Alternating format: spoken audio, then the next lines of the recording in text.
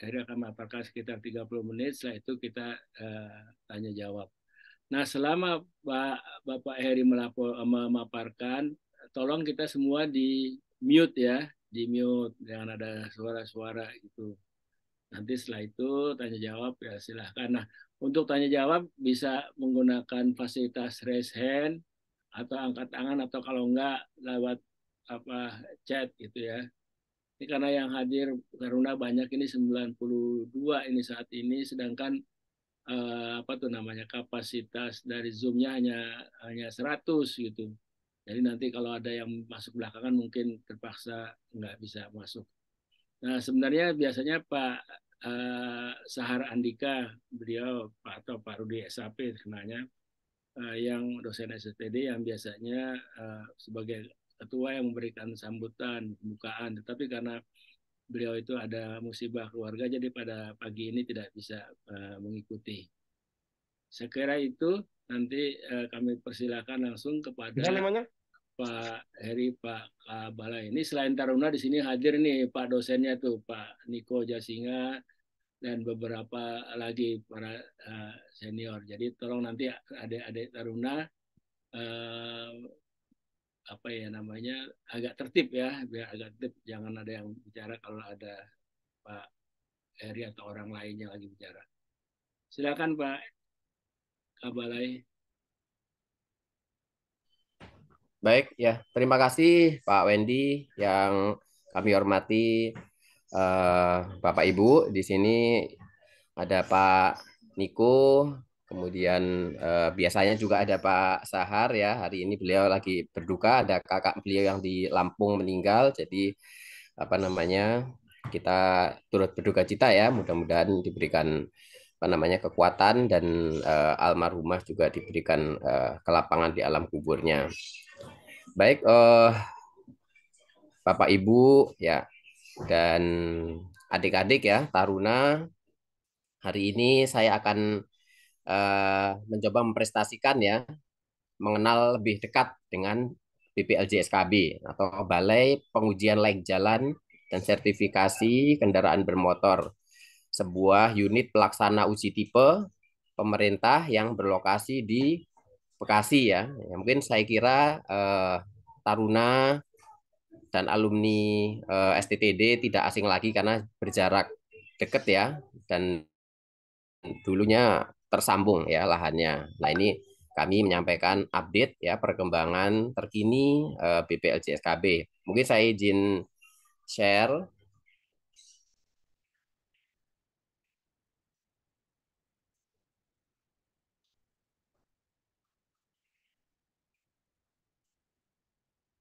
Ya. Baik, apakah sudah terlihat di layar masing-masing? Terlihat jelas, terlihat. Ya, baik, terima kasih ya. Jadi ini kami akan menyampaikan paparan ya, nanti hal-hal yang mungkin kurang jelas atau mungkin perlu didalami, silakan kita bisa berdiskusi. Jadi outline materi saya pagi ini ada 4. Yang pertama adalah tugas pokok dan fungsinya BPLJ-SKB itu apa, kemudian apa saja fasilitas pengujian yang kami miliki, kemudian nanti ada hal baru yang sedang on progress, yaitu proving ground, apakah itu proving ground. Nah, kemudian yang terakhir juga ini hal yang baru juga, status badan pelayanan umum ya dari BPLJ-SKB ya. Jadi kalau di darat itu kemudian kami kebetulan ya, kami itu jadi yang pertama untuk yang nomor 3 dan nomor 4. Jadi proving ground itu dibangun dengan skema KPPU, kerjasama pemerintah dan badan usaha. Nah, ini baru kami BPLJ-SKB yang menggunakan skema itu di darat. Kemudian BLU juga demikian. Kami yang pertama dan saat ini masih satu-satunya unit pelayanan yang ada di perhubungan darat yang menggunakan skema atau berbentuk BLU ya. STTD salah satu contoh yang sudah BLU lebih dulu dari kami ya.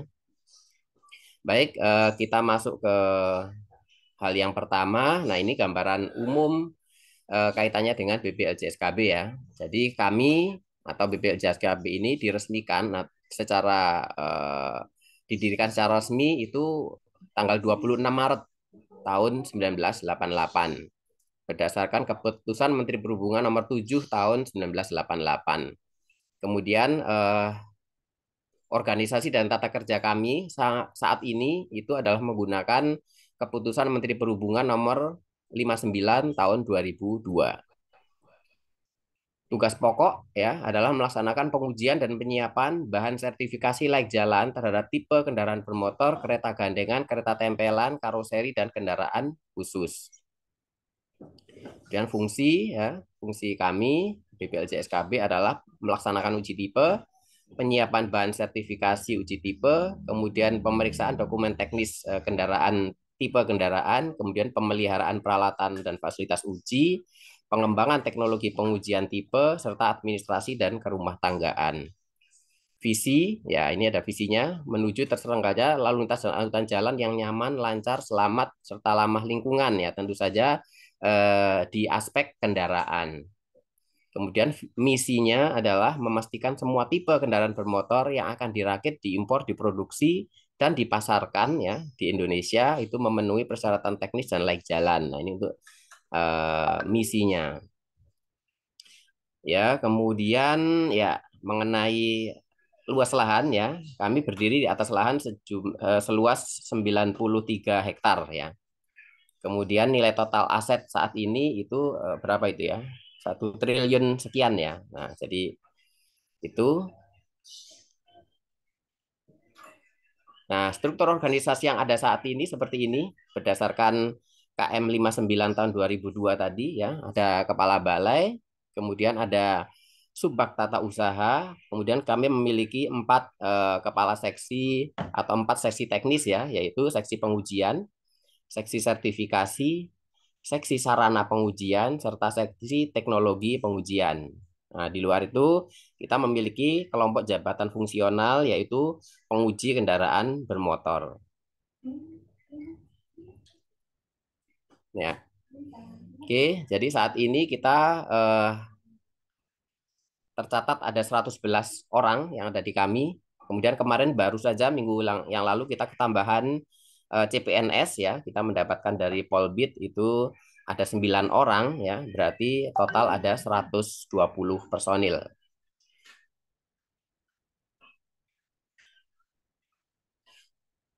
Ya, jadi ini fungsi BPLJ-AB saat ini ya, pelaksanaan uji tipe tadi itu, penyiapan bahan sertifikasi, dokumen teknis, pembelian peralatan, pengembangan teknologi pengujian, dan administrasi kerumah tanggaan. Namun saat ini sudah berkembang juga ya dari beberapa tahun yang lalu ya. Kebetulan saya di Balai Bekasi itu beberapa kali ya, ada 2 kali ya sebelum ini ya, masing-masing 3 tahun. Jadi pertama saya di tahun 2012 itu di kepala seksi sertifikasi, kemudian balik ke pusat 3 tahun, kemudian setelah 3 tahun balik lagi ke Balai Bekasi menempati 2 posisi yaitu kepala seksi sarana 2 tahun sekian bulan, kemudian geser ke seksi teknologi nggak sampai 1 tahun ya. Nah kemudian balik lagi ke pusat 3 tahun, nah sekarang balik lagi. Jadi saya tektokan antara Balai Bekasi dan kantor pusat di Jakarta. Nah, ini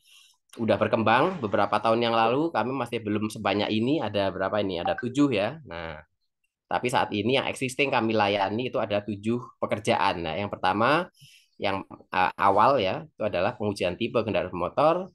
Kemudian yang di bawah itu adalah pemeriksaan cek fisik rancang bangun ya, kesesuaian fisik untuk Provinsi DKI Jakarta. Kemudian kami juga melayani pengujian untuk modifikasi kendaraan bermotor yang dimodifikasi.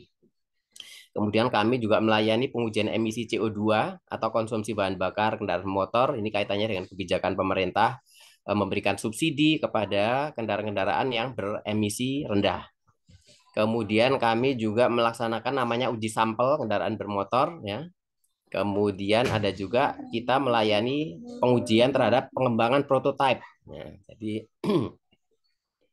terhadap prototipe ya kendaraan motor, dan yang terakhir adalah pengujian kendaraan konversi dari ICE atau bahan bakar kendaraan bermesin gitu ya, berbahan bakar bensin atau solar menjadi berpenggerak listrik. Nah ini.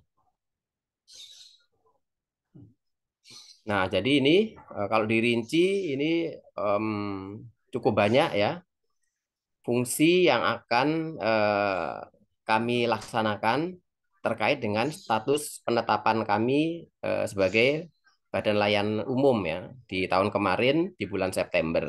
Nah, ini ada pekerjaan-pekerjaan yang eh, merupakan fungsi dari BPLJ-SKB dalam posisinya atau kaitannya dengan Badan Layanan Umum yang diterapkan di kami ya.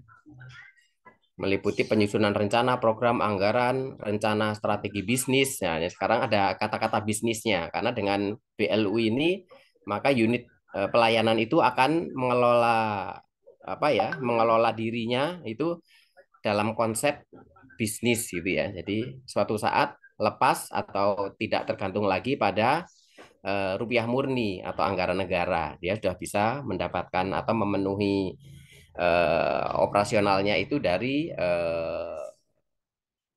PNBP ya atau pemasukan yang diperoleh dari pelayanannya itu. Kemudian penyiapan bahan dan pelaksanaan uji tipe, uji sampel, uji modifikasi, uji konversi, uji pengembangan prototip kendaraan. Pengawasan dan pelaksanaan keselamatan dan kesehatan kerja di lingkungan BPLJ-SKB. Nah, ini juga hal baru juga ya. Artinya dinyatakan secara khusus terkait dengan keselamatan dan kesehatan kerja atau K3. Kemudian pelaksanaan pemeliharaan, pengadaan, penilaian kinerja, fasilitas peralatan pengujian, serta sarana prasarana penunjang. Yang kelima, pelaksanaan kalibrasi ya, sarana dan prasarana uji tipe. Yang keenam, pengembangan teknologi pengujian tipe dan penyelenggaraan sistem informasi pengujian tipe. Ketujuh, standarisasi metode pengujian. Kemudian penyiapan bahan akreditasi laboratorium uji. Kesembilan, pelaksanaan pemeriksaan kesesuaian fisik, ya, rancang bangun kendaraan bermotor atau karoseri di wilayah DKI Jakarta. Kemudian pelaksanaan pengembangan usaha, kemitraan dan kerjasama. Lah ini juga baru ya, nomor 10 ini. Jadi ada kaitannya dengan tadi itu. Ada usaha, kemitraan, kerjasama ya, untuk mendapatkan atau memaksimalkan sumber daya yang ada di kita. Kemudian ke-11, pelaksanaan pemeriksaan intern. Nah, ini juga demikian karena kaitannya dengan governance ya, maka kita nanti akan ada unit khusus yang terkait dengan pemeriksaan internal. Kemudian ke-12, pelaksanaan urusan usaha, tata usaha, rumah tangga, sumber daya manusia, keuangan, hukum, dan hubungan masyarakat. Dan yang ke-13 adalah pelaksanaan evaluasi dan pelaporan ya, karena nanti meskipun BLU ini mempunyai keleluasaan untuk apa namanya mengelola sumber dayanya baik SDM maupun finansial ya, namun tetap proses pengajuan kemudian perizinannya tetap memenuhi tata aturan yang kaitannya dengan good governance ya. Kita akan memang memiliki yang namanya apa namanya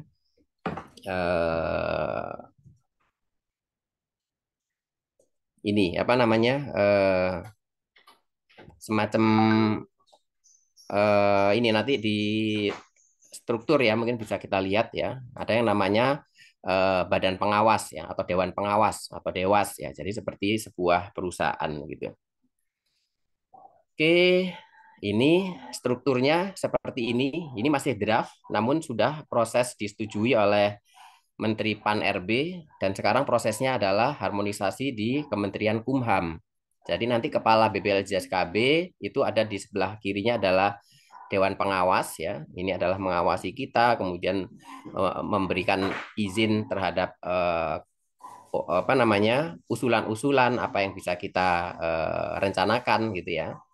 Nah, kemudian ada Subbag Keuangan dan Tata Usaha. Nah, kemudian di bawahnya ada 3 seksi teknis ya, yaitu seksi pelayanan. Ini adalah kaitannya dengan pelayanan uji tipe. Kemudian seksi sarana dan prasarana ya, ini kaitannya dengan fasilitas uji yang kita miliki. Kemudian yang ketiga adalah seksi penjaminan mutu ya, bagaimana pelayanan kita semuanya terjamin dan sesuai dengan apa namanya kriteria ataupun prosedur. Nah, di luar itu, nah tetap ada kelompok fungsional tertentu, Kemudian ada juga instalasi. Nah, instalasi ini adalah istilah untuk lab ya. Jadi lab-lab kita ada cukup banyak nanti ya. Nah, ini disebut instalasi. Dan kemudian ada juga yang namanya unit pengembangan usaha dan kerjasama. Nah, ini kaitannya tadi itu, bagaimana kita bisa memaksimalkan ya potensi dari SDM maupun fasilitas yang kita miliki ya untuk mendapatkan pemasukan ataupun PNBP. Jadi ini kira-kira struktur organisasi yang akan terbentuk ya. Nah, tugas dan fungsinya seperti ini ya, masing-masing ada breakdown-nya ya, subbag keuangan dan tata usaha, ada seksi pelayanan dan seterusnya. Kemudian ada seksi sarana pengujian ya, mungkin secara singkat kita bisa memahami kira-kira tugas fungsinya itu seperti apa ya. Jadi Sarpras saya kira memang adalah kaitannya dengan bagaimana pemeliharaan ya, termasuk sampai dengan kalibrasi dari peralatan sarana prasarana kita. Penjaminan mutu ya, ini terkait dengan tugas sistem informasi, kemudian standarisasi metode uji tipe, analisa terhadap perkembangan teknologi dan teknologi pengujian kendaraan bermotor ya, dan pemeriksaan kesesuaian fisik rancang bangun. Nah, ini unit yang tadi sempat kita sebutkan ya, ada unit pengembangan usaha dan kerjasama, atau lebih mudah kita singkat UPUK ya. Nah, ini kaitannya dengan tugasnya adalah melakukan pengembangan usaha, pemasaran, kerjasama, kemudian koordinasi ya, kaitannya dengan upaya-upaya untuk memanfaatkan fasilitas SDM maupun fasilitas uji kita. Nah, itu ada strukturnya, dikepalai oleh satu orang kepala dan memiliki anggota. SPI ya, Satuan Pemeriksaan Internal ya, itu juga seperti itu, dia diketuai oleh satu orang kepala dan punya beberapa anggota. Contohnya di sini memang seperti itu, satu kepala dua anggota ya. Namun ini apa ya, nanti berkorelasi dengan seberapa besar BLU itu kemudian sudah bertumbuh. Semakin besar mungkin semakin kompleks gitu ya, maka susunannya ini bisa berubah, bisa ditambah menjadi anggotanya bertambah gitu ya, 3 atau 4 atau 5 sesuai dengan kebutuhan. Nah, ini tadi instalasi alias lab-lab ya, kemudian jabatan fungsional sesuai dengan bidang keahlian masing-masing ya.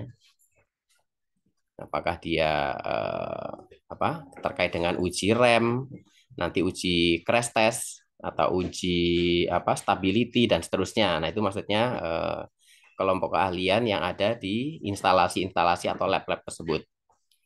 Nah, berikutnya kita akan masuk ke fasilitas pengujian ya yang dimiliki oleh BPLJ-SKB ya, yang saat ini existing. Misalnya di sini ada gedung T ya, atau gedung bis truk ya. Ini adalah pengujian untuk bis ataupun truk yang masuk ke tempat kita. Nah, ini di dalamnya ada sebelah kanan itu macam-macam, ada uji rem, side slip, lampu utama, ada radius putar ya, dan smoke. Kemudian kami juga punya gedung disebut gedung K ya. Ini adalah bisa untuk mobil penumpang atau passenger car maupun untuk heavy duty kendaraan berat ya. Nah, seperti itu. Alat ujian di dalamnya seperti itu ya. Ini sudah kami upgrade ya. Ini alat-alatnya sebetulnya alat-alat pengadaan lama, namun sudah kami upgrade menjadi digital ya, sehingga untuk proses pencatatan hasil uji ya, kemudian juga koneksi dengan komputer ya, dengan PC itu menjadi lebih mudah. Kemudian ada juga gedung J ya. Nah, gedung J fotonya seperti itu, di dalamnya juga seperti ini. Ini alat lama juga ya, tapi masih kami pelihara dengan baik ya. Ada alat side slip di situ, ada headlight, kemudian ada speedometer 4 kali untuk 4x4, kendaraan 4x4, ada brake tester juga. Kemudian ada juga kami punya gedung dimensi konstruksi atau gedung Ki ya. Nah, ini untuk menguji dimensi dan juga konstruksi kendaraan. Kami memiliki lab ya. Nah, ini lab emisi R83, ini adalah untuk passenger car ataupun light duty mobil barang ya, yang kecil. Nah, ini di bawah 3,5 ton itu diuji di sini di R83 ini. Kemudian kami ini sudah terakreditasi. Kemudian emisi sepeda motor R40 ini juga sudah terakreditasi. Kemudian ada lab emisi 101 tadi kaitannya dengan CO2 tadi, dan fuel consumption atau energy consumption kalau dia adalah kendaraan listrik. Nah, ini kita juga sudah beroperasi ya. Kemudian kami juga memiliki emisi untuk heavy duty ya, yaitu R49. Nah, gedungnya seperti itu di belakang, dulu diresmikan operasionalnya oleh Pak Dirjen waktu itu, Pak Budi Setiadi. Nah, di dalamnya ada seperti ini ya. Kami masih memiliki satu sel atau satu kamar gitu ya untuk pengujian itu. Isinya adalah seperti itu. Alatnya bermerek AVL ya. Kemudian kita punya lab juga, lab speedometer UNR 39 ya. Ini cara mengujinya secara outdoor ya. Jadi menggunakan peralatan seperti itu, terhubung dengan satelit ya. Kemudian nanti kecepatannya terukur di alat tersebut ya. Jadi ini untuk akurasi speedometer. Nah, seperti ini R39 ya. Jadi ada GPS antena, kemudian V-box system. Kemudian kami juga mempunyai peralatan untuk bisa menguji suara klakson ya, menggunakan UNR 28. Nah, seperti itu alatnya. Di tempat yang terbuka, kita punya track terbuka juga ya untuk mengujinya. Selanjutnya, ya ini peralatannya seperti ini. Nah, kami juga memiliki peralatan untuk menguji noise atau uji kebisingan R41. R41 itu untuk kebisingan sepeda motor. Kemudian R51 adalah untuk di luar sepeda motor. Nah, peralatannya seperti itu dan ini ada noise track-nya ya. Cuman noise track kita saat ini itu masih belum memenuhi ISO 10844 ya. Nanti track-nya akan dibangun sesuai dengan regulasi tersebut itu melalui skema KPBU ya. Insya Allah di pertengahan tahun depan sepertinya track-nya ini udah akan jadi terlebih dahulu ya dibandingkan dengan fasilitas uji yang lain yang dibangun dengan skema KPBU ya. Ini uji kebisingan ya, ini peralatannya seperti ini ya. Ya. Kemudian kami juga memiliki peralatan untuk menguji baterai kendaraan listrik ya. R100 itu adalah untuk di luar sepeda motor. R136 adalah baterai kendaraan listrik untuk sepeda motor ya. Mirip-mirip ya peralatannya seperti ini ya. Oke, jadi kira-kira itu ya, lumayan sudah cukup banyak peralatan yang kita miliki dan sudah comply dengan regulasi internasional, ya, di mana nanti Indonesia memang akan mengarah ke sana menggunakan regulasi internasional atau UN regulations. Ya, nah ini terkait dengan proving ground ya. Proving ground sebetulnya adalah suatu istilah untuk menyatakan suatu fasilitas pengujian ya kendaraan bermotor ya, ya yang di situ apa ya, pengujiannya secara umum biasanya dianggap sebagai ujian outdoor, tapi di rangkaian kita ini, proving ground kita ini ada yang indoor, ada yang outdoor ya. Jadi kita akan membangun 16 fasilitas uji ya. Yang nomor 1, nomor 2 itu adalah untuk braking system atau pengereman ya, yaitu UNR 13h. Kemudian kita juga akan membangun UNR 17 untuk tempat duduk. UNR 28 tadi itu untuk klakson atau audible warning device. Kemudian R39 ya akan dibangun juga untuk speedometer. Kemudian R41 untuk noise emission L kategori. 46 kita juga akan bangun yaitu rear view mirror ya untuk apa namanya spion ya, dan peralatan kendaraan yang untuk apa namanya melihat ke belakang. R51 tadi sama dengan ini untuk noise emission. Kemudian steering equipment di R79, R14 adalah kaitannya dengan seat belt anchorage. Kemudian kita juga akan bangun crash test atau uji tabrak ya. Kemudian kita juga akan bangun uji stability ya, electronic stability control ya, R140, kemudian tadi R100, R101, R136, dan yang ke-16 adalah R138 kaitannya dengan suara buatan pada kendaraan listrik ya. Jadi di internasional itu kendaraan listrik di luar sepeda motor itu wajib memiliki suara tiruan ya. Ya, yang akan diukur ya nanti di track yang sama dengan untuk R41 dan 51 ya, itu menggunakan UNR 138. Jadi itu, jadi nanti tampilan dari proving ground setelah jadi semuanya kira-kira seperti ini ya. Jadi ada high speed oval track yang di luar itu, yang oval itu ya. Kemudian ada beberapa fasilitas di dalamnya ya, baik itu indoor maupun outdoor ya. Di sini kita lihat ada gedung ya, kemudian ada beberapa trek, ada tanjakan turunan dan seterusnya. Nah, ini nanti agak detailnya di dalam sini ya. Jadi ini high speed oval itu seperti itu ya, yang digunakan untuk nanti pengujian R79, R36, R39, R101, dan R140 itu bisa menggunakan trek tersebut. Kemudian ada dynamic area ya. Nah, ini untuk menguji nanti steering equipment dan R140. Sedangkan untuk trek kita di tengah itu yang saat ini masih lebar ya, nanti bentuknya akan berubah seperti itu.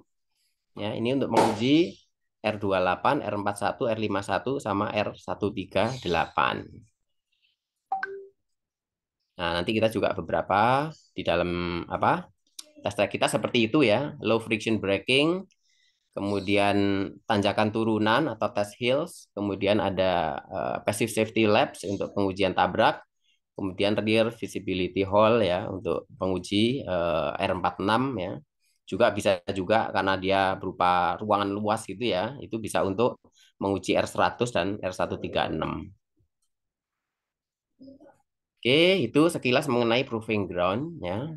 Berikutnya adalah kaitannya dengan BLU ya. Jadi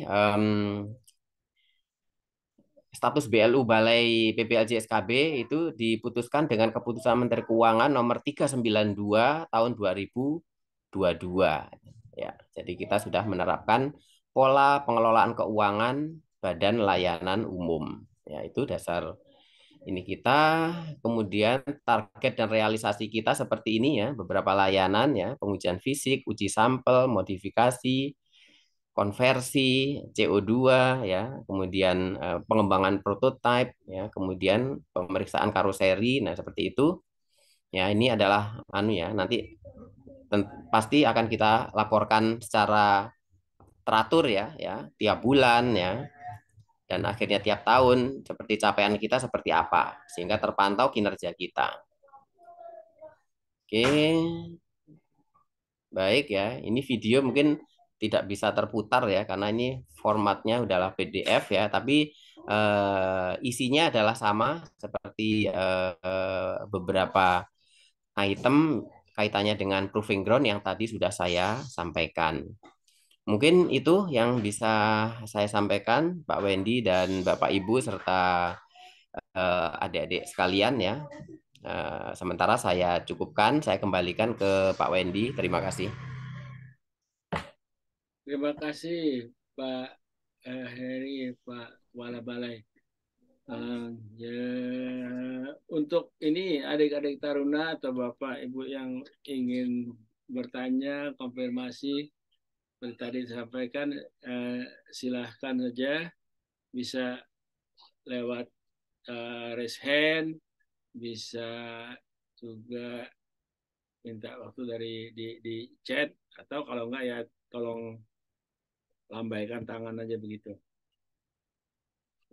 Heru sambil menunggu tadi ini udah ada apa ya, siapa namanya nih, Risna, nanti satu lagi siapa itu. Sambil menunggu itu Pak Heri mungkin tolong, tadi sudah dijelaskan tapi untuk konfirmasi aja. Jadi untuk mobil yang tipe baru itu yang baru diproduksi, kalau dia mau diproduksi untuk dipakai di jalan, artinya harus lulus uji tipe yang dilakukan oleh balainya ini kan, kira-kira gitu ya Pak Eri ya. Ya, ya betul Pak Wendy. Jadi nanti setelah uji di balai dan semua itemnya lulus, maka dia akan menerima yang namanya sertifikat uji tipe. Yang menerbitkan itu adalah dari Direktorat Jenderal Perhubungan Darat. Nah, dengan terbitnya SUT ini, maka dia itu secara formal sudah boleh melakukan produksi massal atau impor massal seperti itu, Pak Wedi. Baik, baik, Pak Heri, terima kasih. Ini ada Mbak siapa ini? Risna Maharani, silakan. Itu videonya dibuka kalau tanya. Silakan Risna Maharani. Ya, Pak, izin atas aku menyesuaikan. Apakah sudah mendengar suara saya, Pak? Ya sudah, silakan. Ya, Bapak, mohon maaf sebelumnya saya ini di jalan karena ada izin bermalam. Jadi saya izin bertanya mengenai untuk uh, proving ground yang baru itu kan ada crash test, Pak, untuk R94 dan 95. Apakah unit kendaraan baru akan ditabrakkan agar bisa menguji kelayakan crash testnya? Atau apakah kita bisa mengetahui bagaimana gambaran umum mengenai crash testnya? Apakah tidak apa-apa jika kendaraan baru tersebut rusak saat setelah kita melakukan crash test? Sekian, terima kasih. Oke, terima kasih pertanyaannya bagus, Mbak Risna. Ada lagi yang mau bertanya ini? Siapa ini? Poltrada Bali. Nah, siapa nggak tahu namanya. Kalau belum ada, silakan Pak Heri mungkin bisa langsung aja dijawab. Respon. Ya, baik, terima kasih ya. Pertanyaan dari eh, Taruni Risna tadi kaitannya dengan crash test ya. Jadi betul, crash test itu memang salah satu tipe uji yang modelnya itu berarti uji anu ya, uji yang merusak ya atau destructive test ya. Jadi kendaraan yang diujikan di situ udah pasti rusak karena betul-betul ditabrakkan. Nah, memang di negara kita itu masih belum mewajibkan adanya uji tabrak ini ya. Tapi beberapa negara ya dan di ASEAN saya kira juga apa namanya sudah mulai didengungkan ya yang namanya ASEAN NCAP ya. Jadi ini untuk menguji atau melihat level keselamatan. Jadi nanti itu setelah diuji itu maka akan muncul yang namanya bintang. Jadi kendaraan itu berdasarkan level of safety-nya itu dia akan mendapatkan apakah bintang satu, bintang 2, bintang 3, bintang 4, bintang 5 itu ada kriterianya masing-masing. Semakin banyak bintangnya, itu adalah berarti fasilitas pasif safety-nya itu semakin banyak dia. Ada misalnya airbag ya, atau misalnya dia ada apa namanya penguatan di strukturnya, ya, sehingga ketika tertabrak itu dia bisa melindungi si penumpang itu dari terjepit, misalnya seperti itu ya. Nah, jadi teknologinya banyak sekali ya. Artinya apa? Ya kendaraan yang bintangnya makin banyak itu tentunya itu harganya juga semakin mahal ya. Karena dia akan teknologinya masuk di situ lebih banyak ya kan, baik dari sisi apa namanya apa namanya resiko-resiko kecelakaan seperti apa yang dia bisa melindungi seperti itu. Jadi nanti, nah eh, saya pernah diajak Pak Ketua KNKT ke Australia. Jadi di sana ada crash lab ya. Nah, kita melihat di situ. Nah, memang crash lab ini bisa dilakukan dengan dua cara. Pertama, pemerintah yang melakukan itu dengan biaya pemerintah sendiri. Artinya apa? Ya pemerintah beli kendaraannya gitu ya. Misalnya dari Ford beli yang tipe ini. Kemudian dari Toyota tipe ini diuji. Jadi dibeli, kemudian diuji dan nanti pemerintah mengeluarkan itunya, apa namanya? Bintangnya. Oh, yang ini ternyata bintangnya 3 nih. Yang ini bintangnya 4. Nah, seperti itu. Itu dilakukan oleh pemerintah. Tapi bisa juga manufaktur yang meminta. Jadi pabrikan mobil itu kemudian eh, apa namanya sebagai klien gitu ya. Jadi dia mengirimkan tipe kendaraan tertentunya untuk diuji tabrak ini. Tapi hasilnya nanti hanya menjadi rahasia antara crash lab itu dengan si manufaktur itu nggak boleh dipublish gitu ya. Jadi itu hanya untuk kebutuhannya si manufaktur untuk melihat, oh ternyata saya ini levelnya masih level 2 umpamanya ya. Mungkin dari sisi mereka pengen mencapai level 4 ya, tapi setelah diuji ternyata waduh, kita masih bintang 2 nih. Nah, nanti mereka akan improve lagi gitu ya. Nah, seperti itu. Jadi mekanismenya untuk uji tabrak seperti itu. Jadi intinya seperti itu Mbak Risma.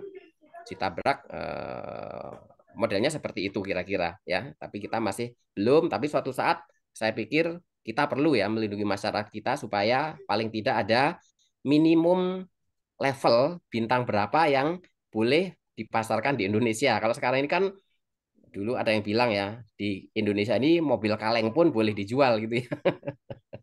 Tapi nanti dengan kalau kita udah menerapkan uji crash test ya itu nggak sembarangan lagi ya. Jadi yang nggak dapat bintang atau bintangnya masih rendah gitu mungkin ya tidak kita perkenankan untuk dijual kepada masyarakat. Begitu Pak Wendy, terima kasih. Terima kasih Pak Heri. Ya, terima kasih Pak. Terima kasih. Ini ada pertanyaan ada dari Pak Dr. Bambang Pujantio. Beliau ini dosen di ITB dan di UNS. Silakan Pak Bambang. Ya, terima kasih Pak Wendy. Salam kenal nih Pak Heri. Saya di UNS Pak. Saya pengajar transportasi juga begitu. Nah, siap Pak Bambang, salam kenal.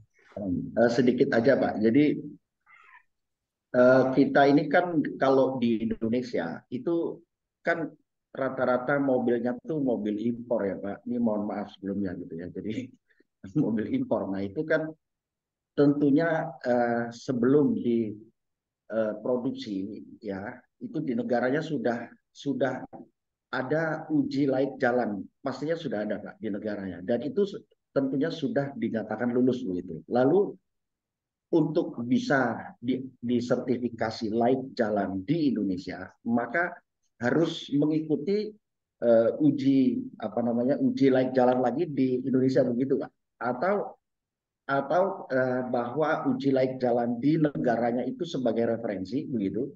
Kemudian kita menyesuaikan gitu atau bentuknya seperti apa gitu. Mengingat bahwa kan di Indonesia ini kan semua masih sifatnya itu kan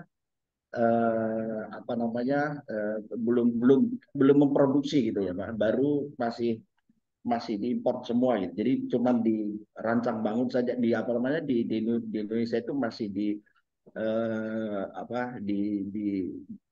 dipasang-pasang aja gitu. Semua kan like jalannya sudah ada di negaranya gitu. Nah, itu hal seperti itu seperti apa Pak? Itu yang pertama. Yang kedua ini apakah cukup dengan keputusan Menteri Perhubungan ya Pak, tidak perlu harus ada kepres begitu tentang bahwa semua yang harus ada yang akan jalan, yang akan dijual di Indonesia itu wajib hukumnya untuk dapat sertifikasi layak jalan itu dari BPLJ SKB ini gitu Pak ya, ataukah cukup dengan peraturan Kementerian Perhubungan gitu Pak. Nah kemudian yang ketiga itu tentang lalu kalau kendaraan listrik bagaimana gitu Pak ya? Karena ini kan emisinya mungkin dianggap sudah tidak ada lagi ya, CO2-nya sudah tidak ada lagi.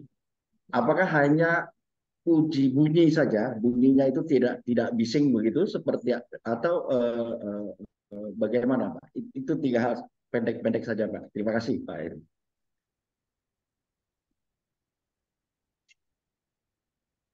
Silakan Pak Heri mungkin langsung. Ya, baik ya. Terima kasih. Ada beberapa pertanyaan dari Pak Bambang. Ya, terima kasih Pak. Mungkin beberapa seperti ini. Yang pertama kaitannya dengan mobil impor ya Pak ya. Jadi memang di Indonesia brand-brand itu masih brand luar ya kebanyakan ya. Meskipun kita sebenarnya punya brand Indonesia sendiri, cuman memang porsinya kecil.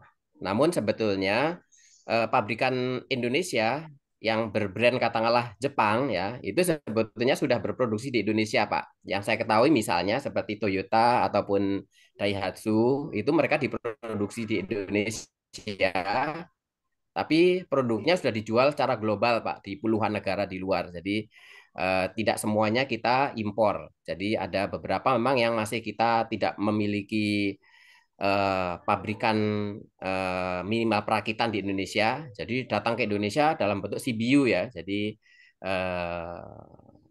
apa namanya, importir penuh gitu ya. Nah seperti itu. Nah intinya begini Pak. Jadi semua mobil itu memang betul. Katakanlah kita bicara mobil impor, impor dari Jerman, dari Amerika, dari Italia umpamanya ya. Nah pastinya mereka di pabrikannya sana dan di negaranya sana itu sudah diuji dan mungkin ujinya jauh lebih banyak itemnya daripada uji kita ya. Kalau uji di kita ini ada 11 ya, 11 ada beberapa khusus ya kaitannya dengan nanti kendaraan apa item listrik misalnya ya. Nah, intinya memang Indonesia setiap kendaraan yang akan diproduksi dan dipasarkan di Indonesia itu harus memenuhi persyaratan yang di Indonesia, Pak. Jadi kita mempunyai peraturan Menteri Perhubungan nomor 33 tahun 2018 itu mengenai pengujian tipe kendaraan bermotor. Artinya meskipun di luaran sana mereka sudah diuji secara komplit, tapi begitu akan masuk Indonesia, kita uji lagi, Pak. Jadi seperti apa ya, kita nggak mengakui gitu ya. Jadi kita uji lagi gitu ya. Nah, seperti itu. Jadi item-itemnya disesuaikan dengan item uji yang kita terapkan di negara kita. Jadi itulah alasannya mengapa kok di sananya pastinya sudah diuji dan mungkin lebih canggih, tapi begitu masuk Indonesia kok diuji lagi gitu ya. Jadi seperti itu Pak. Jadi belum adanya pengakuan. Memang banyak negara di dunia itu sudah menjadi sebuah komunitas namanya WP29. Nah, itu antar negara itu saling mengakui Pak. Begitu sudah diuji remnya di Jerman umpamanya ya, maka anggota yang lain seperti Jepang, seperti China, seperti apa namanya Malaysia, nah, itu tinggal tinggal sertifikatnya saja yang mereka ini nggak perlu mereka uji lagi. Nah, jadi itu. Jadi ada semacam pengakuan lah antar anggota mereka. Tapi Indonesia posisinya saat ini masih belum menjadi anggota kelompok WP29 itu. Kemudian pertanyaan kedua kaitannya dengan sertifikat layak jalan ya, itu tadi diatur dengan Peraturan Menteri Perhubungan nomor 33 Pak tahun 2018. Nah, itu item-itemnya, prosesnya dan seterusnya itu ada di sana. Kemudian kendaraan listrik ya. Jadi kendaraan listrik ini sebetulnya item yang berbedanya kan di penggeraknya ya Pak ya. Jadi yang non listrik atau ICE itu menggunakan mesin mesin kemudian ditransmisikan oleh sistem transmisi sampai menjadi penggerak ke roda-roda kira-kira begitu ya. Sementara dari mesin apa nah kendaraan listrik maka mesin ya dan mungkin sebagian transmisi sudah tidak digunakan lagi ya. Artinya emisinya juga begitu. Emisinya juga sudah nol, nah maka yang diperiksa adalah di sistem penggerak kelistrikannya itu Pak. Memang di sana ada beberapa potensi yang patut diwaspadai dan biasanya diuji yaitu kaitannya dengan baterai. Nah tadi itu baterai diuji dengan UNR 100 atau kalau motor UNR 136. Nah itu di situ pengecekannya terkait dengan baterai tersebut. Namun juga instalasinya juga demikian, ada pengecekan ya, misalnya mana yang ber apa bertegangan tinggi ya kan, yang ada potensi untuk terjadi shock di situ, maka ada uji-uji tertentu ya yang memastikan bahwasanya nanti penumpang maupun pengguna kendaraan itu tidak tersengat oleh aliran listrik yang bertegangan tinggi ini. Nah, nanti di sana item pengujian listrik tersebut. Nah, jadi mungkin itu Pak. Sementara uji yang lain untuk kendaraan listrik saya kira ada yang sama kaitannya dengan uji rem, uji lampu, kemudian uji klakson ya, side slip ya dan seterusnya itu masih sama antara kendaraan listrik ataupun kendaraan konvensional.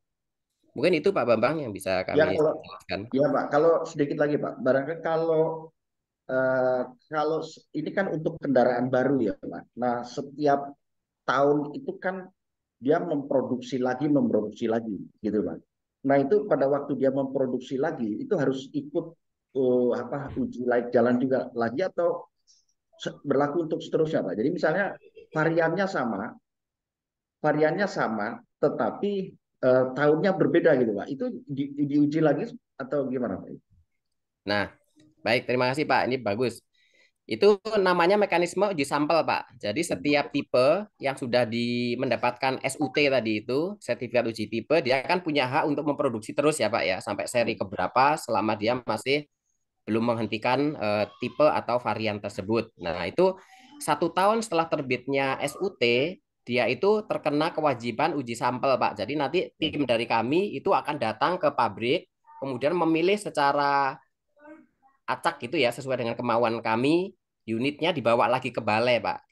Kami uji lagi seperti uji yang semula untuk memastikan. Jadi hasilnya nanti mungkin ada 2 kemungkinan. Satu, masih sama dengan spesifikasi awal dulu.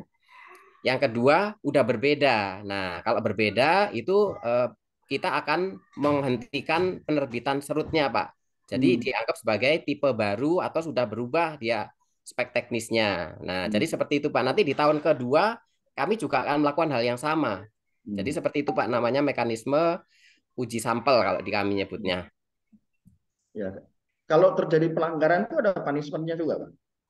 Ya, tadi itu Pak, kalau pelanggaran itu pengertiannya adalah speknya berubah tanpa memberitahukan, maka produksinya atau kartu lahirnya kita stop, Pak. Nah, jadi dia nggak bisa lagi. Jadi kalau dia udah terlanjur produksi, dia harus dikeluarkan dari pasar Indonesia. Mungkin dia akan merelokasi ataupun memindahkan ekspornya bukan atau pasarnya tidak di Indonesia kalau emang ternyata berbeda itu, Pak. Baik, Pak. Terima kasih, Pak. Sami-sami, Pak. Terima kasih, Pak Bambang. Ini tadi ada ini Taruna Zuhdi. Mana tuh tadi yang mau angkat tangan? Izin, Pak. Oh ya, silakan. Zuhdi. Terima kasih atas waktunya. Izin, Pak. Saya dari D4 Ekstensi. Mohon maaf, Pak, karena tidak memakai seragam. Mohon izin, Pak Kepala Balai beserta jajaran. Mohon izin, para dosen trans. Izin untuk bertanya, Pak. Mungkin ini sebagai diskusi kita bersama. Karena izin bertanya dengan melihat kondisi terkini, Pak. Kemacetan kan menjadi masalah utama di negara kita tercinta, terkhusus di kota-kota besar. Mungkin apa upaya pemerintah untuk menekan kemacetan, Pak? Mungkin agak izin, Pak, mungkin agak keluar dari topik pembahasan ya, Pak. Nah, untuk pengujian ini, apakah ada filter, Pak, atau batasan dari merek dalam menguji kendaraan bermotor yang akan dirilis untuk guna mengurangi jumlah produksi kendaraan pribadi, Pak. Mungkin seperti itu, Pak. Terima kasih, Pak. Izin, Pak. Oke, makasih Mas Zuhdi. Kita gabung aja dengan ini ya Pak Heri, ini ada taruna namanya Dimas Wahyu. Silakan Dimas. Siap. Mohon izin Pak. Sebelumnya apakah suara saya sudah terdengar Pak? Terdengar, bagus. Siap. Mohon izin atasan menyesuaikan, izin memperkenalkan diri. Nama Taruna Dewasa Dimas Weno Wistawan, asal UPT Polter Bali. Izin bertanya Pak. Jadi kan untuk berdasarkan peraturan yang ada di PP 55 tahun 2012 tentang kendaraan, itu menjelaskan bahwasanya untuk kendaraan yang telah dimodifikasi sehingga menyebabkan perubahan tipe, itu wajib dilakukan uji tipe ulang, Pak. Seperti itu. Dan untuk kemungkinan yang terjadi terkait modifikasi tersebut adalah perubahan dimensi, Pak, yang kemungkinan sering terjadi. Nah, itu mohon izin Pak, izin bertanya, bagaimana tahap pelaksanaan uji ulang untuk kendaraan yang telah dimodifikasi tersebut dan bagaimana cara untuk memastikan bahwasanya kendaraan yang telah dimodifikasi tersebut telah melakukan uji tipe ulang, Pak. Mohon izin arahnya, Pak. Sekian, terima kasih. Terima kasih, Dimas. Belum ada lagi, silakan Pak Heri, mungkin respons. Halo. Oh, ada Pak Ripno. Ada Pak Karena kan senang nih Pak Heri, ada Pak De ikut ini kehormatan. Kita silakan dulu ya Pak Heri ya Pak De. Selamat bergabung Pak Ripno. Iya, makasih Pak. Jadi ini mengenai pelanggaran kewajiban uji tipe yang dinyatakan di pasal 277 ya Pak ya. Kemudian tadi ada mahasiswa yang ngomong tentang uji tipe ulang ya Pak ya. Betul. Dilihat dari pelanggarannya, itu uji tipe sama uji tipe ulang, itu kan berbeda ya Pak ya. kewajibannya juga berbeda, ada kewajiban uji tipe, ada kewajiban uji tipe ulang. Namun di dalam sanksi pidananya itu hanya pasal 277 mengenai uji tipe saja. Pertanyaannya, apa nggak mungkin Pak diusulkan pelanggaran uji tipe ulang Pak? Bukan uji tipe kan sudah. Sekarang uji tipe ulang katakanlah pasal 277B misalkan, atau A. Jadi sama dengan pasal 277, tapi perbuatan pidananya adalah uji tipe ulang Pak. Karena perintahnya itu kewajibannya berbeda Pak. Uji tipe ada uji tipe ulang itu langsung lebih kepada modifikator Pak. Itu aja Pak Eri. Hanya usul Pak. Makasih. Terima kasih. Silakan Pak Heri direspon.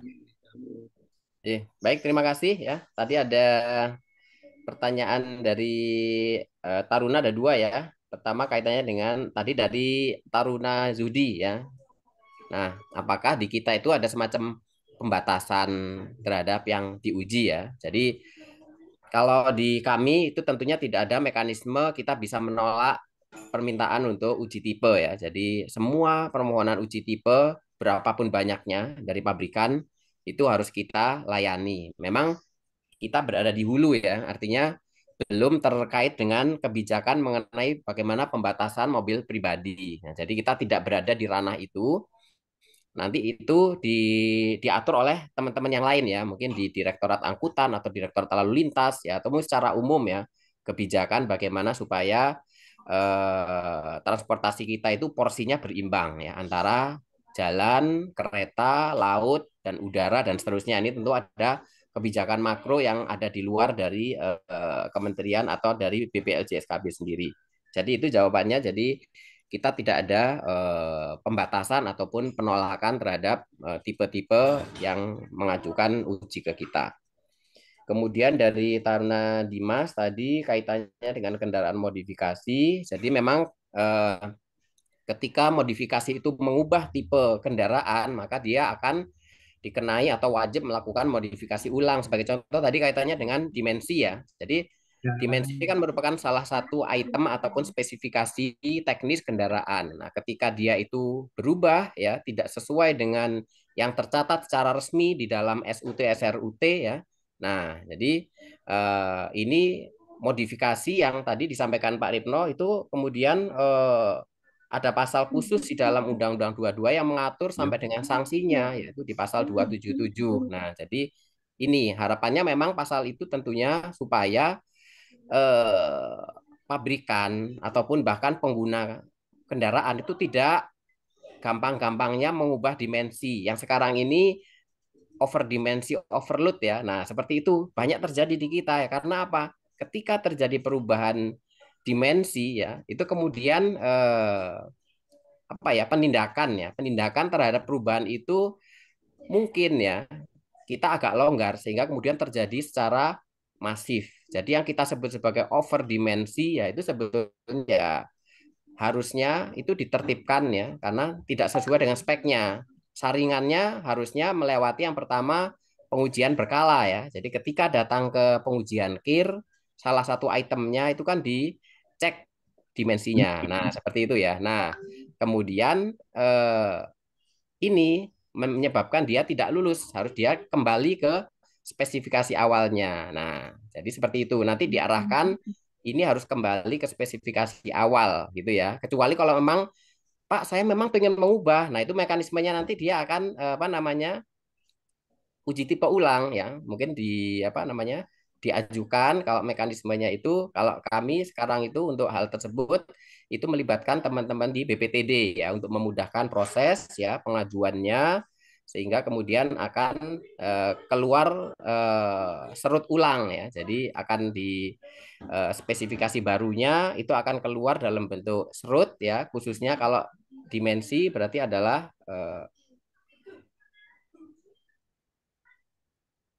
halo? Halo? Ini siapa ini? Ya, oh Halo. masih terhubung ya? Masih terhubung Pak Niko. Tolong diberhentikan share screen-nya Pak Niko nih ngetik-ngetik apa ini? Nah, bingung saya tiba-tiba screen-nya berubah nih.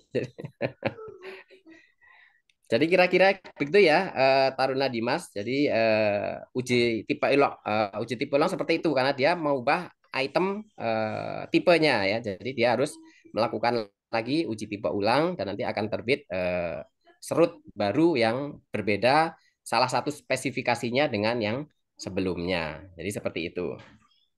Ya, mungkin itu ya. Tadi Pak Ritmo memberikan penekanan kaitannya dengan terkait dengan pasal 277 di mana di situ kaitannya dengan pengubahan spesifikasi ya untuk yang terkait tipe kendaraan. Baik, terima Halo, kasih. halo Pak. Ya Pak Ritmo. Ini kita banyak yang salah paham tentang pasal 277 Pak, termasuk dari Korlantas. Bahwa seakan-akan pasal 277 itu Silakan Pak Ritmo. merupakan sanksi pidana pelanggaran dimensi, Pak. Itu salah, Pak. Tidak sesuai dengan undang-undang. Undang-undang di LAJ pasal 277 perbuatan pidananya adalah tidak melakukan kewajiban uji tipe, Pak. Bukan melanggar dimensi, Pak. Melanggar dimensi itu ada di persyaratan teknis dan naik jalan. Tapi kalau tidak melakukan uji tipe, itu baru kena pasal 277. Nah, saat ini masih banyak, Pak, yang confused seakan-akan pelanggaran 277 itu pelanggaran dimensi, Pak. Itu aja, Pak. Tapi di undang-undangnya udah jelas, Pak, itu pelanggaran kewajiban uji tipe. Itu aja, Pak. Makasih. Ya, baik Pak. Jadi sedikit menambahkan, jadi memang setiap produsen kendaraan bermotor itu wajib melakukan atau melaksanakan uji tipe ya. Nah, jadi yang dimaksud Pak Ripra tadi artinya ketika ada suatu produk ya akan dipasarkan tapi dia tidak melakukan uji tipe. Nah, itulah yang dimaksud lebih khususnya oleh 277 nggih Pak Ripno. Nggih, Pak. Baik, terima kasih Pak Ripno pencerahannya. Ini adem ya. Nah, ini ada mungkin ini kita sesi terakhir, sesi pertanyaan terakhir nih. Coba nih ada Wayan Melia sama Mohon siapa? izin Pak Wendy kalau Pak boleh Cucuk. saya jujur. Oh, ada Pak Cucuk. Silakan Pak Cucuk. Waduh, terima kasih kehormatan juga kita ada Pak Cucuk. Ya. Kita akan berikan ke Pak Cucuk dulu nanti kepada Taruna dan Tarunia. Silakan Pak Cucuk. Ya, terima kasih Pak Wendy. Terima kasih Pak Eri. Yang pertama saya akan mengomentari tentang secara umum peraturan-peraturan yang tadi diterapkan atau dipakai sebagai referensi itu seolah-olah untuk suatu produksi yang nantinya akan dibuat secara massal gitu. Sehingga peraturannya memang lengkap begitu. Ya. Tetapi saya tidak melihat adanya kesempatan para penghobi kendaraan atau untuk kepentingan eksperimen atas hal-hal yang dia minati untuk membuat suatu kendaraan apapun tipe dan jenisnya. Nah, pertanyaan saya adalah, ini apakah tidak diatur di dalam peraturan yang terpisah, yaitu dengan demikian dibagi dua, yang sekarang berlaku, dan yang kemudian membuka kesempatan para hobiis untuk melakukan percobaan-percobaan atau perancangan-perancangan di dalam rangka memperkaya pengetahuan diri sendiri maupun masyarakat, bahkan juga mengembangkan teknologi yang bisa dilaksanakan secara mandiri. Nah, saya usul kalau belum ada ya harus diadakan. Jadi ada dua kelompok untuk eksperimen maupun kelompok untuk yang produksi massal nantinya itu begitu. Itu yang pertama. Yang kedua, saya menghadapi kenyataan bahwa koordinasi itu demikian diperlukan, dalam artian kalau persyaratan harus dipenuhi benar-benar, tetapi dalam pelaksanaannya itu akan terhambat. Tidak usah listrik yang sekarang kendaraan yang baru sama sekali, katakanlah belakangan ini. Dulu ada kendaraan yang dikonverter dari bensin ya menjadi gas. Kemudian kalau itu diurut begitu, maka komponen konverter itu antara lain adalah tergantung kepada kekuatan pipa dan kekuatan bejana tekan. Itu rupanya harus mendapatkan izin dulu komponennya dari Kementerian Perindustrian. Dan kemudian kalau minta dites, mungkin komponennya tidak hanya satu itu saja yang dites, tapi mungkin sampelnya itu 200 pipa misalnya. Dan nanti dipilih secara acak. Artinya saya mau mengatakan itu baru pipanya saja, belum tabung gasnya, dan lain sebagainya. Saya mau mengatakan bahwa peluang untuk hobiis maupun untuk eksperimen untuk orang-orang yang senang bereksperimen itu menjadi kecil sekali.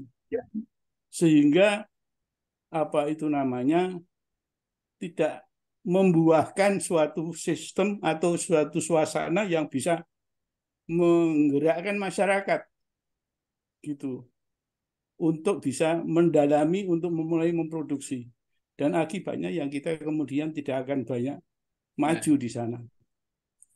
Yang ketiga ini saya kira penting sekali ini.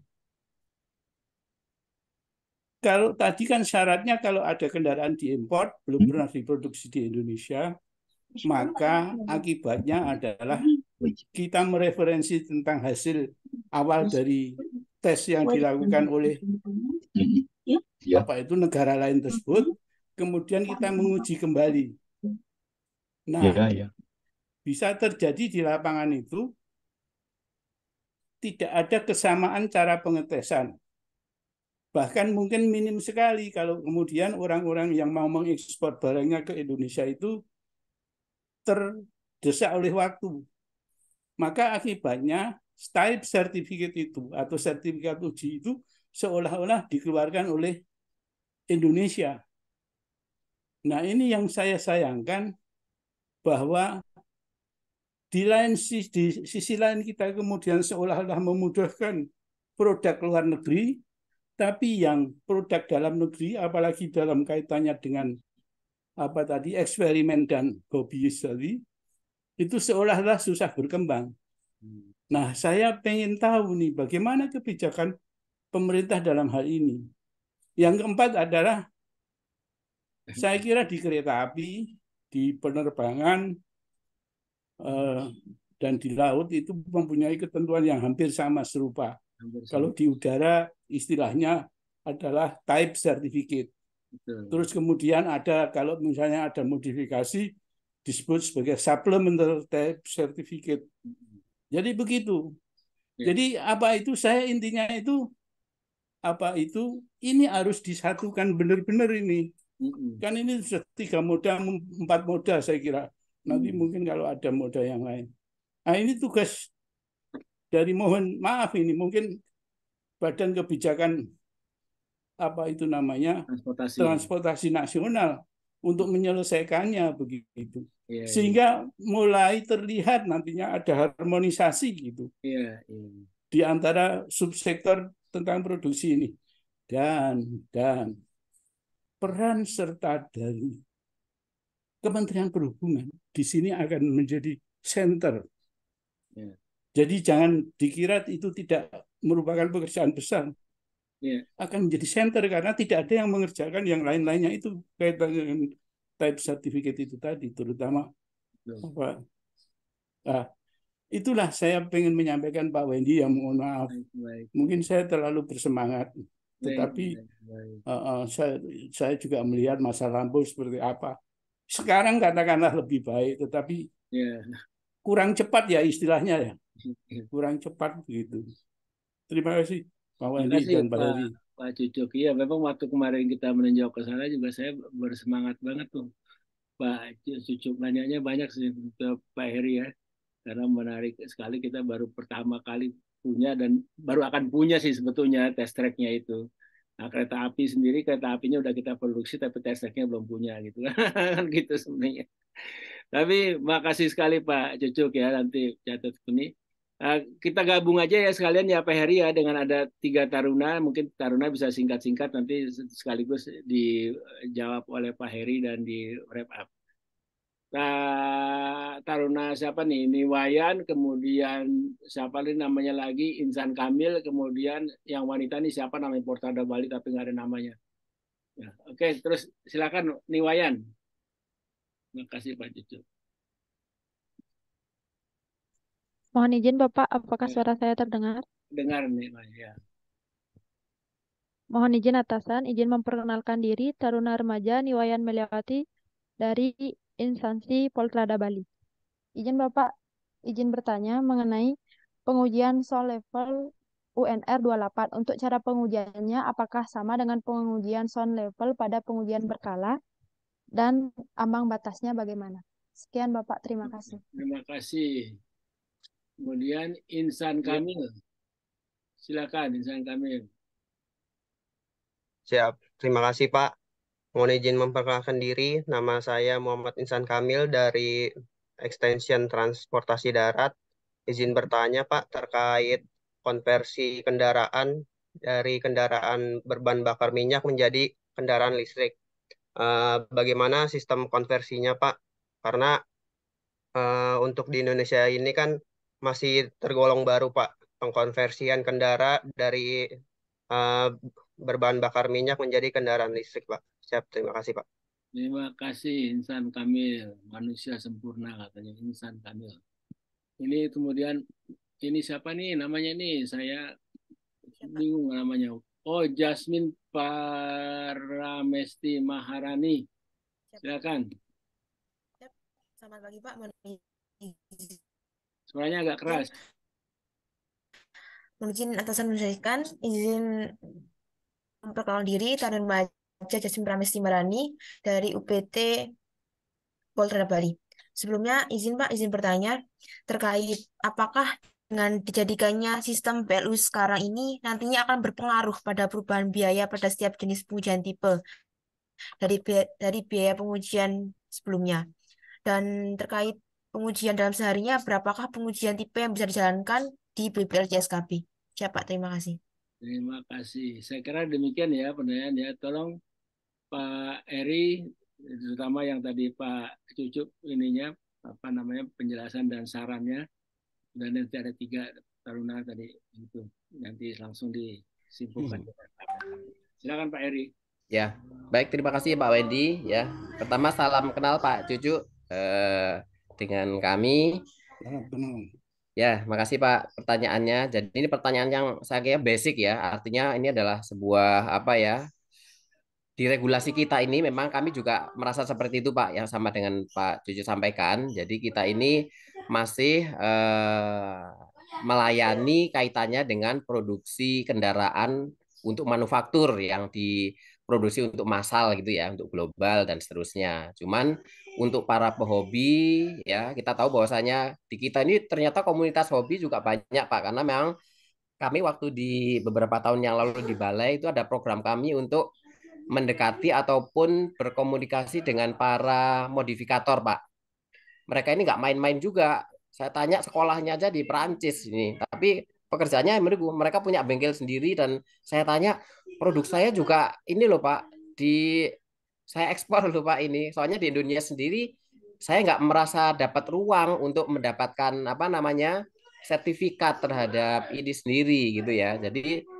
Jadinya jadi produk bodong gitu ya. Jadi oleh pemerintah itu belum diberikan ruang lah para ada apa namanya modifikator ini. Jadi betul Pak. Dan kemudian memang saat ini setahu saya di Kementerian Perhubungan di Ditjen Perhubungan Darat itu sedang digodok kaitannya dengan aturan kaitannya modifikasi ini Pak. Jadi modifikasi akan diberikan suatu ruang yang pendekatannya mungkin akan berbeda dengan pendekatan tata cara apa namanya prosesnya itu dengan yang selama ini ada. Jadi nanti mereka ini akan apa diberikan ruang untuk bisa berkreasi karena saya kira ini adalah bagian dari ekonomi kreatif barangkali ya. Dan kita tahu untuk mobil juga begitu di Bali yang saya tahu di Bali, di Jogja itu modifikator-modifikator termasuk di Jawa Timur kalau nggak salah itu ada di Surabaya atau Sidoarjo itu produknya bagus-bagus sekali Pak. Jadi seperti kendaraan kuno, tapi itu dari dalamnya itu dari mobil baru ya, artinya mobil yang saat-saat sekarang, tapi kemudian bodinya dan seterusnya ini di diubah menjadi mobil-mobil yang zaman dulu pernah sangat trendy gitu ya. Nah, seperti itu. Jadi kalau menggunakan pendekatan yang saat ini kita lakukan untuk uji tipe, itu nggak akan masuk, Pak. Karena salah satu itemnya itu adalah harus mendapatkan izin atau rekomendasi dari pabrikan. Nah, ini ya sulit sekali saya kira ya. Jadi misalnya mobil entah itu Daihatsu atau Toyota mau diubah jadi merekan yang lain yang tentunya sulit ya untuk mendapatkan rekomendasi semacam itu. Jadi saya pernah berdiskusi dengan salah satu orang IMI ya. Jadi di katanya dia itu di negara lain misalnya Amerika itu ada yang istilahnya itu kendaraan yang diproduksi dalam jumlah sedikit, jumlah kecil. Nah, itu aturannya berbeda. Nah, mungkin itu ya Pak Cucu ya, yang ini Iya, ruang untuk para modifikator itu harusnya di sana gitu. Jadi mereka bisa berkreasi ya tanpa harus dibebani oleh aturan yang itu diterapkan untuk pabrikan yang memang untuk mass production. Mungkin yang saya tangkap seperti itu ya Pak Cucu ya. iya betul. Jadi, Kapan itu Pak mau diberikan kesempatan walaupun belum menjadi peraturan yang katakanlah sempurna begitu? ya, setahu saya itu sudah dimulai dari yang tahun lalu, Pak. Cuman PM-nya saya lihat masih belum keluar peraturan menterinya. Jadi nanti memang itu saya kira akan keluar satu peraturan menteri tersendiri. Ya, jadi mudah-mudahan tahun tahun depan mudah-mudahan ya mengingat prosesnya sudah dimulai dari tahun-tahun kemarin, Pak. Itunya. Jadi, matur nuwun Pak Cucu. Kemudian dari Taruna ya, Niwayan tadi kaitannya dengan uji klakson ya R28 ya secara umum sama ya dengan apa namanya dengan uji klakson yang saat ini, cuman memang requirement-nya yang mungkin lebih ketat ya. Jadi di uji R28 ini itu misalnya tempat ujinya itu harus ruang yang terbuka. Di radius 50 meter nggak boleh ada dinding-dinding atau benda-benda yang bisa memantulkan suara. Jadi seperti itu. Ya. Kemudian pengukuran ketinggiannya juga tertentu sesuai dengan ketinggian dari si kendaraan itu sendiri. Jadi ada diatur baik kaitannya dengan jarak, kemudian ketinggian sama satu lagi tadi itu kondisi lingkungan yang ada persyaratannya ya temperatur temperatur humidity kemudian kecepatan angin dan seterusnya itu ada ininya ada requirement-nya. Oke itu R28 kemudian dari siapa Insan Kamil ya. Insan Kamil ya tadi yang ditanyakan mengenai apa ya mobil listrik ya mobil listrik konversi ya konversi ya jadi konversi untuk saat ini konversi yang banyak dilakukan dan memiliki dasar peraturan menteri adalah konversi untuk sepeda motor ya. Jadi sekarang ini yang banyak sepeda motor, yang mobil sudah ada aturannya tapi belum ada yang mengajukan konversinya. Intinya memang konversi sepeda motor di sini adalah mengubah atau tidak memfungsikan engine ya dan sebagian sistem transmisinya untuk kemudian digantikan oleh motor ya, motor listrik ya. Jadi gitu. Kemudian ini perlu dilakukan pengujian juga untuk memastikan tadi itu beberapa hazard yang mungkin akan timbul ya kaitannya dengan shock ya atau apa namanya sengatan listrik ya. Nanti ada pengujiannya secara khusus ya.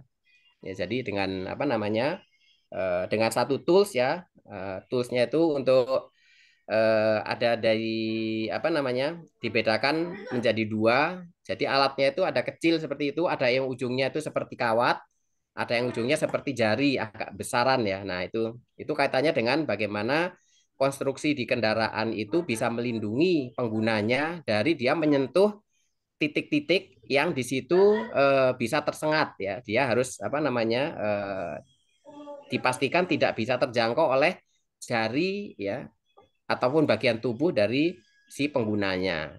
Jadi untuk apa namanya konversi maupun pengujian konversi listriknya itu seperti itu. Mungkin perlu saya tambahkan bengkel konversi banyak sekali dan bisa mengajukan ya. Nanti akan disertifikasi termasuk mungkin dari STTD Poltrada Bali dari PKTJ Tegal. Saya kira mempunyai unit itu juga ya bengkel ya. Nanti bisa mengajukan ya kepada Direktorat Sarana Transportasi Jalan ya asalkan memenuhi persyaratan apa namanya peralatan kemudian SDM ya. Nah, itu bisa mengajukan diri sebagai bengkel konversi ya. Sudah banyak sih sekarang yang di apa sudah mengajukan ya ada belasan lah. Mungkin itu kemudian dari Taruni Jasmine ya. Apakah dengan status BLU akan bisa berpotensi mempengaruhi biaya uji? Bisa ya, karena dari Kementerian Keuangan memang kita diberikan keleluasaan untuk menentukan biaya uji atau biaya layanan kita. Nah, cuman mereka memberikan rambu-rambu minimum sekian, maksimum sekian. Jadi kita bisa bermain di situ.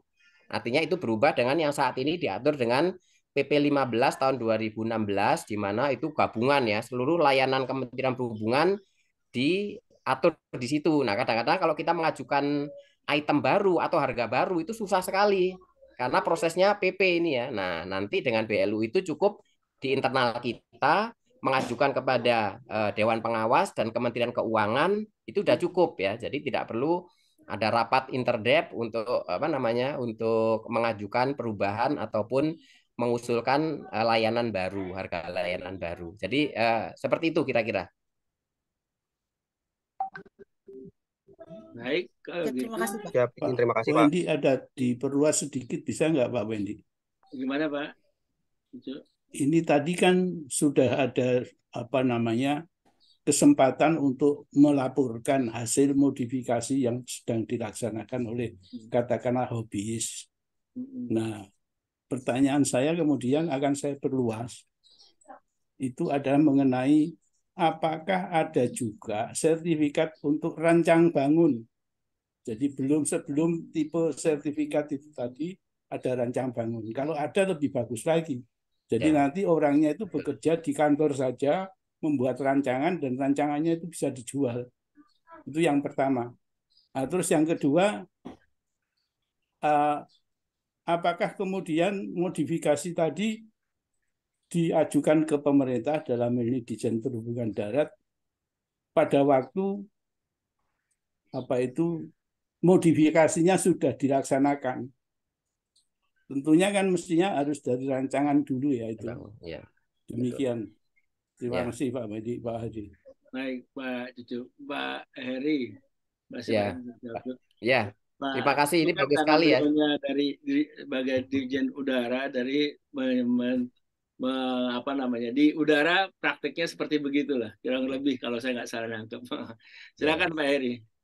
Ya, betul Pak. Jadi memang di apa namanya di modifikasi ini step yang memang harus dilalui saya kira memang itu ya. Pertama adalah rancang bangun atau rancangan desainnya seperti apa ya. Karena saya kira untuk profesional itu nggak mungkin dia trial and error ya. Maksudnya itu pasti dia akan melakukan perhitungan, misalnya kekuatan apa namanya dengan power sekian itu porosnya ukurannya sekian, materialnya sekian dan seterusnya umpamanya ya. Jadi itu adalah hasil dari perhitungan-perhitungan yang ada dasar keilmuannya. Dan saya kira memang saya sepakat ya bahwasanya hobis pun saya kira memang bekerjanya mestinya seperti itu. Jadi sejak dari desainnya atau rancang bangunnya itu akan ditelusuri ya kan Pak, hitung-hitungannya seperti apa. Nah nanti setelah ini fix udah nggak ada apa namanya, udah nggak ada yang salah kira-kira begitu ya. Nah nanti kemudian mereka akan masuk ke tahap membuat prototipenya ini. Nah itu pun masih ada peluang ini ya Pak Juju ya. Antara desain dengan membuat benda jadinya itu masih akan ada proses iterasi, wah ternyata ini nih nggak pas ini kalau begini, Iya, diulang lagi. Jadi seperti iya, itu. Jadi sepakat Pak. Jadi apa namanya, harusnya dari proses rancang bangunnya pun itu apa namanya, diperiksa, dan mungkin memang ada suatu apa ya, bidang kerja tertentu yang orang itu pakar ataupun ahli di bidang rancang bangunnya itu, mendesainnya, tapi dia hasil kerjanya dia tuh dijual dan ada patennya, kira-kira begitu ya Pak ya. Jadi iya, ada iya, betul. orang di luar dia yang memang juga pakar, tapi dalam hal mewujudkan desain itu menjadi benda nyata. Iya, iya. Nah, kami sedang mencoba itu Pak untuk di apa namanya, di karoseri Pak. Jadi kami sedang mencoba untuk menyiapkan desain itu. Mungkin nanti memang kita akan apa namanya, meminta bantuan ataupun meng-hire orang-orang yang bisa mendesain seperti itu. Nanti akan kita tayangkan lewat e-katalog Pak. Jadi orang-orang yang berminat ataupun ingin membuat rancangan itu nanti bayar ini, bayar semacam kayak apa itu Pak? Namanya itu semacam kayak royalti atau hak paten Pak. Jadi nanti Iya, karena saya lihat sekarang ini karoseri misalnya mobil barang ya, bak tertutup ataupun bak terbuka atau mungkin apa namanya, concrete mixer itu kebanyakan hanya mencontoh saja Pak. Ya. Nah, mencontoh itu kadang-kadang mereka bikin, wah ini sudah kebiasaan saya begini ya. Nah, tapi dasar rancangan desainnya yang terverifikasi dan kemudian disahkan secara apa ya, secara resmi, kemudian dijual dan kemudian digunakan orang. Nah, mungkin sisi itu yang kita masih apa ya, belum tergarap Pak. Tapi saya kira sebetulnya itu bidang yang sangat prospektif ya. Artinya si pembuatnya nggak perlu pusing-pusing mendesain, dia begitu cocok, wah ini bagus nih, dia tinggal beli saja gitu ya. Sementara dari desainernya yang membuat rancang bangun itu, dia juga nggak perlu pusing-pusing bikin pabrik untuk proses manufakturnya. Dia bisa tetap berdiri apa, hidup di bidang keahliannya, orang lain yang meneruskan. Nah, seperti itu Pak. Saya kira ini apa namanya, bagus sekali kalau bisa kita hidupkan di apa di lingkungan kita di Indonesia. iya. Ji. Terima kasih. Kira-kira Pak Cucu, yang terakhir Pak Cucu diskusikan ini dengan Pak Heri ini menarik sekali. Tapi kayaknya betul nih pada satu titik hal seperti itu ya menjadi sangat penting ya. Benar kan, orang tadi istilahnya Pak Heri, jadi orang nggak sekedar hobi trial and error ya kan. Karena biar hobi harus ada dasar perhitungannya nih. Saya begini Pak Cucu, bercanda aja. Pernah ngelihat kita dulu sekali ya, sekarang sih pasti enggak lah. Dulu kita pernah ke balai Yasa itu. Saya dengan mengantarkan Pak Menteri Yusman itu menurut balai Yasa. Dia perbaiki Pak dari apa, kereta itu. Kereta diperbaiki, dimodifikasi. Kalau boginya masih bagus lah ya, tapi rangkanya itu dia perbaiki. Ini maaf nih bila ceritanya nih, dulu nih, ini cerita zaman dulu. Dia potong di tempat tertentu, dia las dengan feeling dia, dengan begini dia, dari cara ngelasnya aja si Pak Usman bilang ke Bani, "Wan, kamu lihat itu cara ngelasnya, mati gua nih kalau ketahuan ini siapa yang ngecek ini, nggak ada yang ngetes gitu." Jadi kita bilang, jadi kan ada yang jago-jagonya di Inka, tapi Balai Yasa ngerasa saya bisa modifikasi sendiri.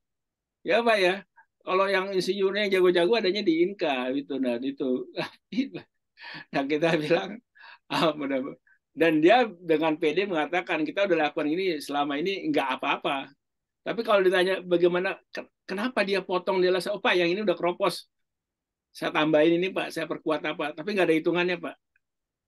Dan nggak ada yang supervisi Pak, jadi dia sendiri itu.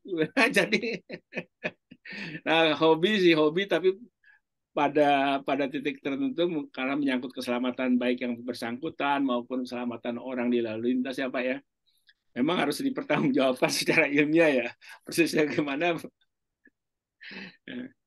Baik, kalau gitu Pak Heri, terima kasih banyak. Ini masukan dari teman-teman juga, dari Pak Sapra Senior, Pak Cucu, Pak Ripno, dan Bapak yang lain gitu. Nah, Pak Heri ada yang mau disampaikan terakhir, pesan, silakan. Ya, baik, terima kasih Pak Wendy, Bapak sekalian, dan para taruna. Saya kira sekarang ini khususnya bagi kami ya, kami dalam fase bertransformasi gitu ya.